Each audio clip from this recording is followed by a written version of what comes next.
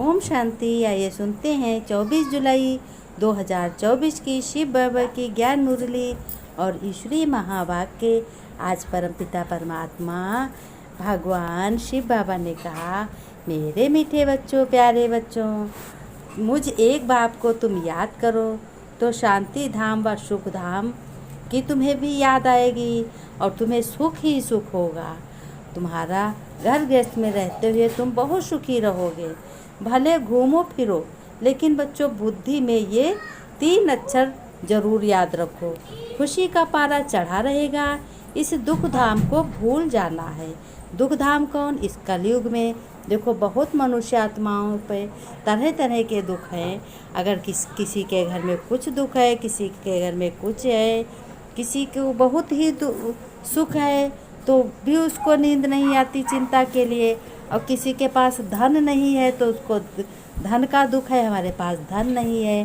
किसी के बेटा सही नहीं है, शराब पी रहा तो उसको ये चिंता है बेटा मेरा सही नहीं, और किसी के बेटा नहीं है तो उसको ये चिंता है कि मेरे बेटा नहीं है। तो बाबा ने कहा बच्चों देखो, इस दुनिया संसार सृष्टि पर कितना दुख है, अथाह दुख है कलयुग में। दुखी बहुत है मनुष्य आत्माएं। तो उन दुखी आत्माओं को देखकर हमें बहुत दुख बच्चों होता है, भगवान ने कहा। फिर बच्चों यहाँ सब बच्चे नंबरवार पुरुषार्थ अनुसार अपना अपना भाग्य लेते हैं, अपना अपना भाग्य बनाते हैं। शिव बाबा ने कहा इसीलिए तो मैं एक राय रोज़ अच्छी सी अच्छी नई से नई देता हूँ कि बच्चों के दुख, दुनिया में जितनी मनुष्य आत्माएँ हैं सबके दुख और कष्ट सब मिट जाएं, सभी आत्माएं सुखी हो जाएं।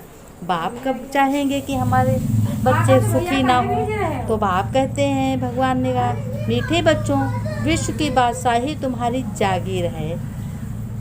जागीर है ना जायदाद। तुम जितना पुरुषार्थ करोगे बच्चों उतना पद पाओगे ऊंचा। सारा मदार पुरुषार्थ पर है बच्चों तुम्हारे। जितनी तुम मेहनत करोगे, अभी मैं तुमको गुलगुल बनाने आया हूँ। गुलगुआ ने बहुत श्रेष्ठ। जो बच्चे अच्छे रीत मेरी मत पर चलेंगे और कोई को याद नहीं करेंगे तो फिर शांतिधाम घर पहुँचकर शिव बाबा ने कहा बच्चों, यह ज्ञान जो है बहुत भारी खजाना है और इससे तुम्हें बहुत अपनी झोली भरनी है। बाबा ने कहा मीठे बच्चे, पाप से होलसेल व्यापार करना सीखो। होलसेल व्यापार है मन मना भाव, अल्प को याद करना यानी भगवान को याद करना और कराना, बाकी सब है रिटेल। प्रश्न में बाबा ने कहा बाप अपने घर में किन बच्चों की वेलकम करेंगे? उत्तर में बाबा ने बताया बच्चों, जो अच्छी रीत बाप की श्रीमत पर चलते हैं और कोई को भी याद नहीं करते, देह सहित देह के सभी संबंधों से को याद करते हुए अपने एक परम पिता परमात्मा की श्रीमत पर चलते और भगवान ईश्वर को याद करते हैं, ऐसे बच्चों को भगवान अपने घर में रिसीव करेंगे। बाप अभी बच्चों को गुलगुल यानी फूल बनाते, फिर फूल बच्चों की अपने घर में वेलकम करते हैं। भगवान ने कहा फूल ही अपने घर में वेलकम करते हैं। बच्चों को अपने बाप और शांतिधाम सुखधाम की याद में बैठना है।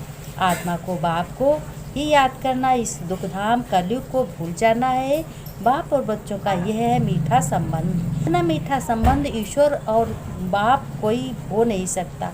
संबंध एक होता है, बाप से भी, टीचर और गुरु से होता है।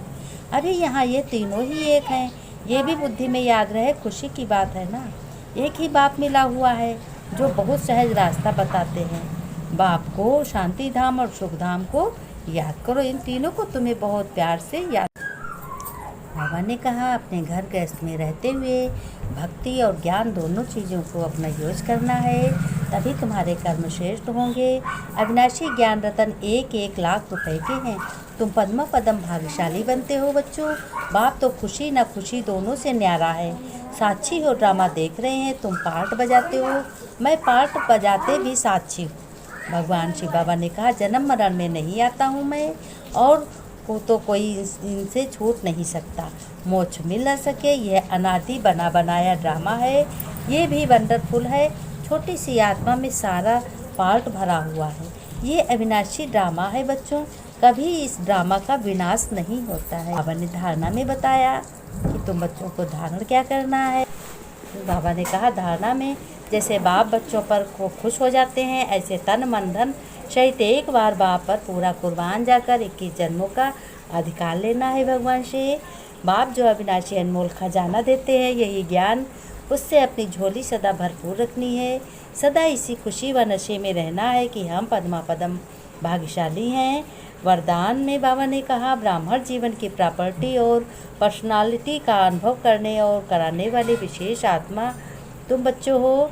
बाप दादा सभी ब्राह्मण बच्चों को याद दिलाते हैं, कहते हैं कि तुम्हें देखो याद दिला रहा हूँ कि घर गृहस्थ में रहते हुए अपना ये ज्ञान अपना यूज़ करो। अच्छी समझ आती है, जीने का सहारा है कि ब्राह्मण बने। अहो भाग्य हो तुम्हारे बच्चों। लेकिन ब्राह्मण जीवन का वर्षा अधिकार प्रॉपर्टी संतुष्टता है और ब्राह्मण जीवन की पर्सनालिटी प्रसन्नता है। इस अनुभव से बच्चों कभी वंचित नहीं रहना। अधिकार हो जब दाता वरदाता खुली दिल से प्राप्तियों का खजाना दे रहे हैं तो उसे क्यों नहीं लाओ, उसे अनुभव में लाओ। रो को भी अनुभवी बनाओ, तब कहेंगे विशेष आत्मा भव। फिर बाबा ने स्लोगन में बताया, बच्चों लास्ट समय का सोचने के बजाय लास्ट स्थिति का सोचो। बाबा ने कहा घर गृहस्थ में रहते हुए इस ज्ञान को बहुत ही अच्छे तरीके से यूज़ करना है और किसी को दुख नहीं देना है। सुख शांति संपूर्ण बाबा से वरदान लेना है। सुखी रहो। अपनी दिनचर्या में अपनी सेटिंग बहुत अच्छी करनी है। दिनचर्या की बहुत अच्छी से चार्ट बनाना है। बाबा ने कहा तुम घर गृहस्थ में रहते हुए सबको प्यार से देखो और सबसे प्यार निभाओ। घर गृहस्थ में सबकी संतुष्टता से ही एकता रहती है। बाबा ने कहा वरदानी हाथ हमारा हर समय तुम्हारे सिर पे रहे, ऐसा अनुभव करो। तभी भगवान देखो अपने बच्चों से लास्ट में बाबा ने कहा कि देखो बच्चों तुम्हें क्या करना। बाप दादा ने कहा एक तरफ बच्चे कहते हैं कि हे प्रभु तेरी लीला अपरंपार है, लेकिन आज बाप भी कहते हैं कि बच्चों की लीला भी बहुत वंडरफुल है। भगवान कहते हैं अभी अभी कुछ और है, लेकिन जब प्रैक्टिकल की बात आती है तो करते कुछ और है। बच्चे जैसे कभी कभी कोई व्यक्ति किसी आत्मा के या विकारों वशीभूत हो जाते हैं, जैसे कभी कभी कोई व्यक्ति बेहोश की हालत में हो जाते, ऐसे लीला ब्राह्मण भी करते हैं, बच्चे भी करते हैं। तो बाप दादा इन पर आत्माओं को देख रहे हैं और खुश हो रहे हैं। कहते साथ साथ न्यायकारी सुप्रीम जिस्टिम भी है। एक तरफ बाप के संबंध हैं, रहम दिल बन भगवान रियासत करते हैं, अर्थात 1 2 3 बार भगवान माफ़ करते। फिर बाबा ने नमस्ते की। हम रूहानी बच्चों की रूहानी बाप दादा को याद प्यार नमस्ते गुड मॉर्निंग। बच्चों ने नमस्ते की। हम रूहानी बच्चों की रूहानी बाप दादा को याद प्यार नमस्ते गुड मॉर्निंग बाबा शिव बाबा। ओम शांति। धन्यवाद बाबा, धन्यवाद। ओम शांति।